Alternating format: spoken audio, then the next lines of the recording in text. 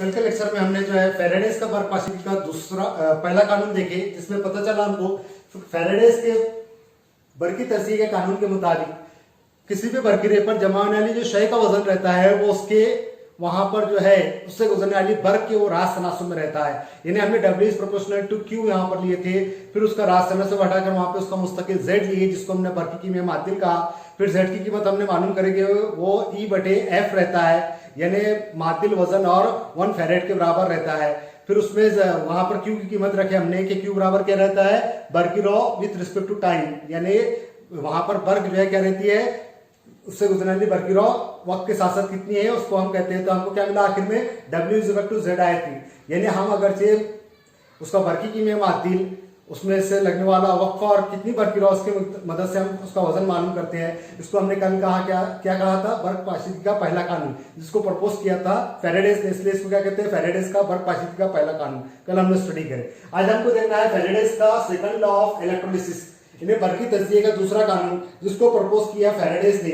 फेरेडेस का बरकी तज्जिए का दूसरा कानून क्या कहता है हमको, कि यहां पर बरकी तज्जिए के अमल के दौरान जब हम दो या दो से जायद परखाने मुसलसल तरतीब में जोड़ते हैं और उनसे यकसा मिकदार की बरकी रॉ गुजारते हैं, तो हर एक बरकी पर जमा होने वाली शय का वजन जो है उसके मातिल वजन के रास तनासुब में रहता है। क्या कर रहा है यहां पर ये, when we have connected 2 or more than 2 cells in a continuous series in such a way that equal amount of electricity passing through them so that the weight of substance deposited at an electrode is always directly proportional to its equivalent weight. That law proposed by Faraday, that is called second law of electrolysis. Faraday's का work partiality का दूसरा कानून है। यहां पर वो क्या कहता है कि जब हम दो या दो से जायद परखाने मुसलसल तरतीब में जोड़ते हैं और उनसे एक जैसी बर्क गुजारते हैं, यानी किसी में कम नहीं किसी में ज्यादा नहीं, हर एक बरकीरे में से एक जैसी बरकीरा जाएगी, यकसा मिकदार की बर्क जाएगी, तो हर एक बरकीरे पर जमाने वाली शय का वजन जो है उसके मातिल वजन के रास तनासुब में रहता है। इन्हें तांबा है तो तांबे के मातिल वजन के रास तनासुब में, चांदी है तो चांदी के मातिल वजन के रास तनासुब में, सोना है तो सोने के मातिल वजन के रास तनासुब में, जस्त है तो जस्त के मातिल वजन के रास तनासुब में रहेंगे। यानी हम दो या दो से जायद 3 हो 4 हो कितने परखाने एक के बाद एक मुसलसल तरतीब में जोड़ते हैं, इन्हें continuous series, so that the weight of substance deposited each an electrode, हर एक बरकीरे पर जमा होने वाली शय का वजन जो है उसके मातिल वजन के रास तनासुब में रहेगा। यानी फॉर एग्जांपल समझे यहां पर तो है जस्ट जमा हो रही है तो जस्ट का जो है वो उसके मातिल वजन के रास तनासुब में रहेगा। EZN क्या है, equivalent weight of ZN just का मातिल वजन।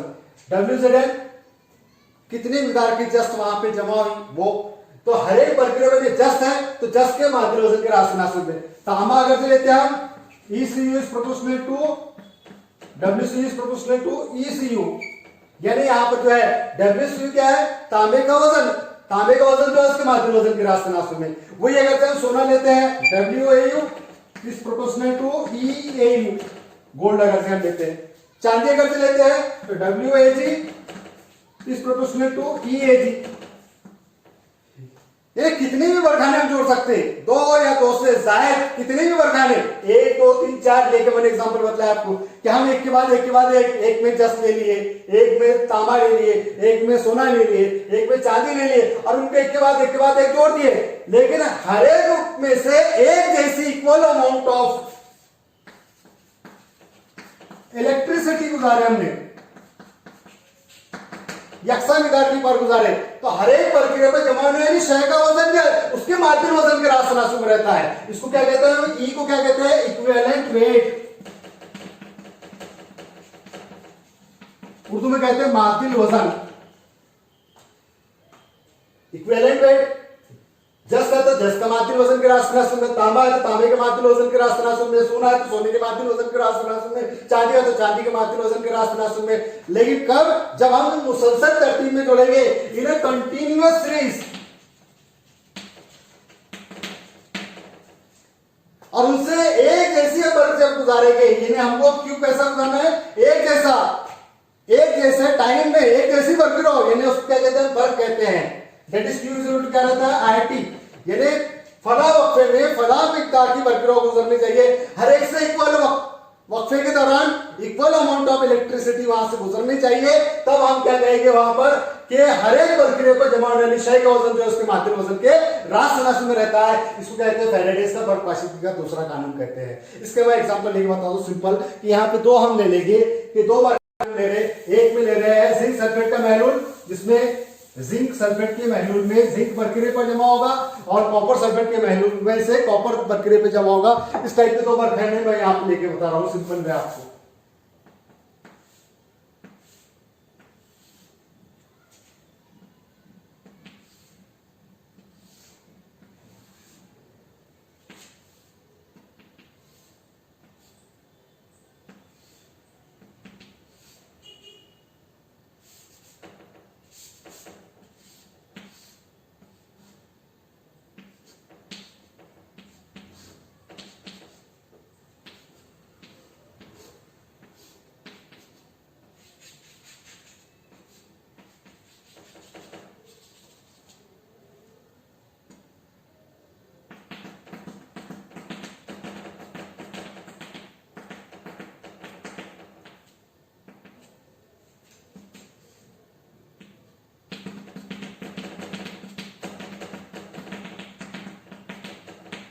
यहां पर जो है हमने दो बरखाने ले रहे, इसमें जो है एक प्रक्रिया ये है जो कि एनोड का काम अंजाम दे रहा है पॉजिटिव वन, दूसरा प्रक्रिया जो है कैथोड का काम अंजाम दे रहा है।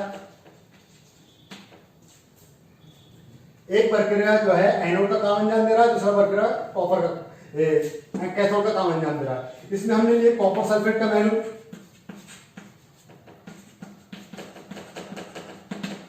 इसमें हमने लिए जिंक सल्फेट का महलूल।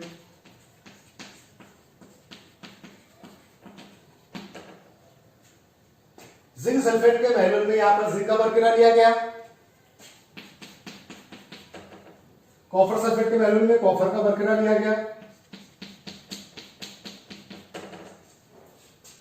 यहां पर इन दोनों में बरकी ताल्लुक रखने के लिए यहां पर जो है हम सॉल्ट ब्रिज का इस्तेमाल करते हैं।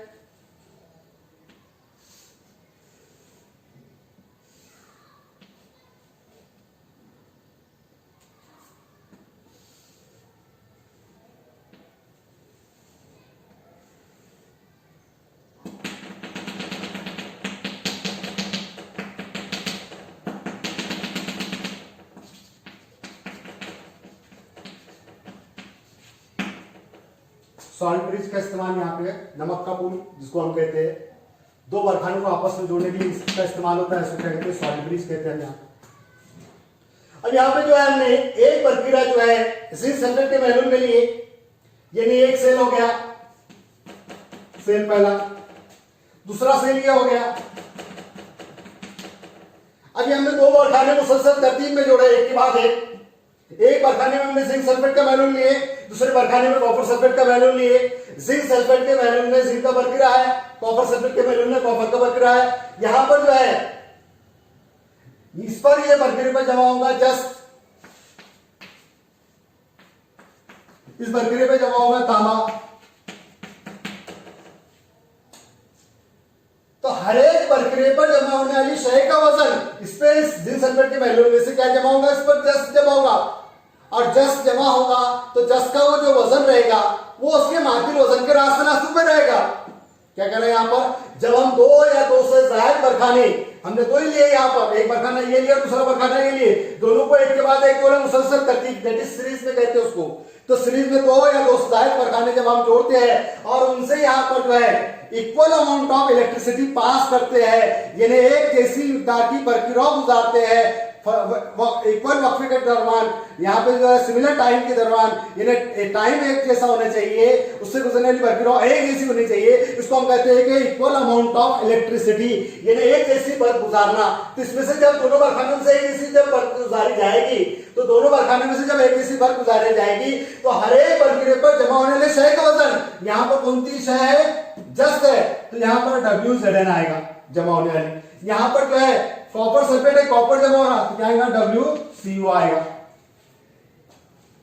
यहाँ पे जमा क्या हो रहा है, जस्ट जमा हो रहा है। इस प्रक्रिया पर क्या जमा हो रहा है, जस्ट डिपॉजिट हो रहा है। इस पे क्या डिपॉजिट हो रहा है, तांबा डिपॉजिट हो रहा है।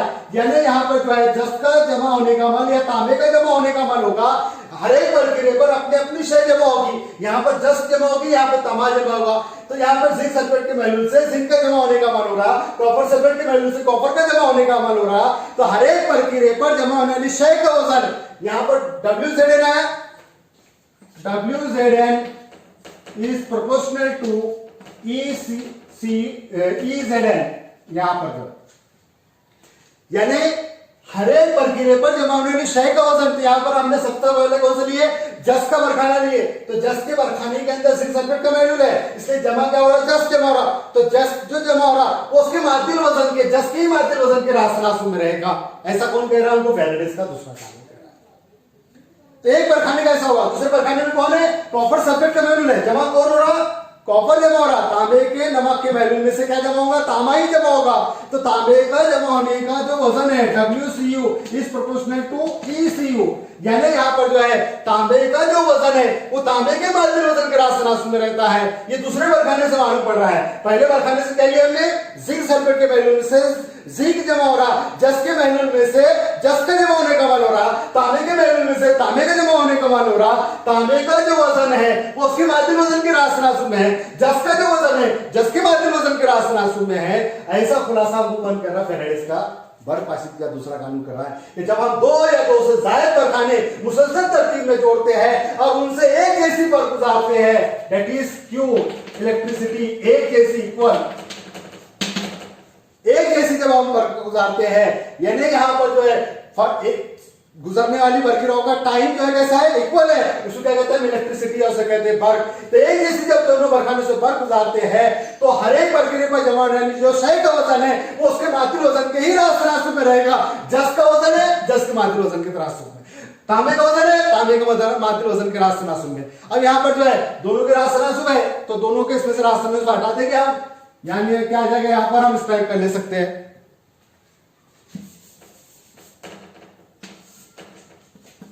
WZN upon WCU is equal to EZN upon ECU। दोनों के मुस्तकिल एक जैसे रहेंगे, मुस्तकिल कट आउट हो जाएगी, इसलिए इक्वल टू हम डायरेक्टली ले सकते हैं। इन दोनों के दरमियान में जो इक्वल टू लिया गया वो डायरेक्टली से ले सकते हैं कि यहाँ पर तांबे का जो वजन है वो तांबे के माध्य वजन के राशि में है, जस का जो वजन है जस के माध्य वजन के राशि में है। तांबे का माध्य वजन तांबे के माध्य वजन के राशि में, तांबे का वजन तांबे के माध्य वजन के राशि में, जस का वजन जस के माध्य वजन के राशि में। इन दोनों राशि की मिकदारें अगर हमने हटा दिए जाए तो वहां पे मुस्तकिल आएगा, दोनों का मुस्तकिल कट आउट हो जाएगा और यहाँ पे क्या आएगा, WZN upon WCU is equal to EZN upon ECU। इसमें से किसी की अगर से हमको मिकदार निकालना है तो हम कैसे निकालेंगे, हमको जस की निकालना है तो क्या निकालेंगे, WZN is equal to WCU time EZN upon ECU निकालेंगे। यानी यहाँ पर अगर से किसी की हमको माध्य वजन मालूम है तो माध्य वजन की वजह से किसी एक शय की हम मिकदार को मालूम कर सकते हैं। तो यहाँ पे फैराडेस का बर्फाशित का दूसरा कानून क्या कहता है हमको, कि हम जब दो या दो से ज्यादा बरखाने, जिसे मैंने एग्जांपल दो कर लिया, हम 3 भी ले सकते हैं, 4 भी ले सकते हैं, 10 भी ले सकते हैं, लेकिन उसके लिए कानून क्या है कि उससे एक जैसी बर्फ गुजारी जाएगी और बरखाने कैसे जोड़े जाएंगे, मुसलसल तरतीब में जोड़े जाएंगे, एक के बाद एक बराह रास्त ताल्लुक रखते हुए जोड़े जाएंगे, कंटिन्यूअस सीरीज में जोड़े जाएंगे और उनसे एक जैसी पर गुजारी जाएगी। तो हर एक प्रक्रिया पर जमा होने वाली शय का वजन जो है उसके माध्य वजन के ही राशि में रहेगा। इस राशि में इसको हटा दिया हमने तो वहां पे क्या आ जाएगा, WZN upon WCU is equal to EZN upon ECU। यहाँ पर EZN यानी क्या है, EZN is equivalent weight of CU। ECU क्या है, ZN है, EZN यानी क्या है, equivalent weight of ZN। ECU यानी क्या है, इक्विवेलेंट वेट ऑफ CU। तांबा, चाहे जस्त हो, तांबा हो, सोना हो, चांदी हो, कोई भी धातु रंग हो, उसका जो माध्य वजन है वो कैसे वादे करेंगे हम, E से वादे करेंगे। जस रहा तो जस के लिए EZN, तांबा रहा तो तांबे के लिए ECU, चांदी रही तो EAG, सोना रहा तो EAU। ये माध्य वजन है और हर एक का माध्य वजन हम निकाल सकते हैं, दरियाफ्त कर सकते हैं। कैसे, माध्य वजन बटे क्या रहते हैं उसमें की उसकी गिरफ्त उस शय की चांदी है तो चांदी का माध्य वजन कैसा आएगा, 109 अपॉन क्या रहता है उसकी वैलेंसी 1 है, इसलिए क्या आएगा 109 अपॉन 1, यानी चांदी का हो गया। तांबा है, तांबे का माध्य वजन कितना है 63.5, 63.5 है, उसकी गिरफ्त तांबे की जो है 2 गिरफ्त रहती है, 63 अपॉन 5 अपॉन 2, इससे से 31.75 जो है उसका वहां पे माध्य वजन मालूम हो जाएगा। ये जस्ट है, जस्ट का जो यहाँ पे जो है हमको मालूम है कि उसका माध्य वजन जो है कैसे निकालते हैं हम, जस्ट का जो वहां पे माध्य वजन है वो 3164 है, 64 अपॉन 2 यानी वहां पर जो है 32 जो है इसका क्या रहेगा माध्य वजन रहेगा। यानी वैलेंसी माध्य वजन बटे क्या रहती है वैलेंसी, उसमें से क्या मिलता है उसका हम जो है उसका इक्विवेलेंट वेट मालूम कर सकते हैं, यानी यहाँ पर जो है इक्विवेलेंट वेट की दरियाफ्त कर सकते हैं। हम कैसे निकाल सकते हैं कि वहां पर उसकी सालमी कमियत कितनी है, सालमी वजन कितना है, उसमें से उसके माध्य वजन, उसमें से हम उसकी दरियाफ्त कर सकते हैं। ठीक है, बाकी नेक्स्ट पीरियड में हम देखेंगे।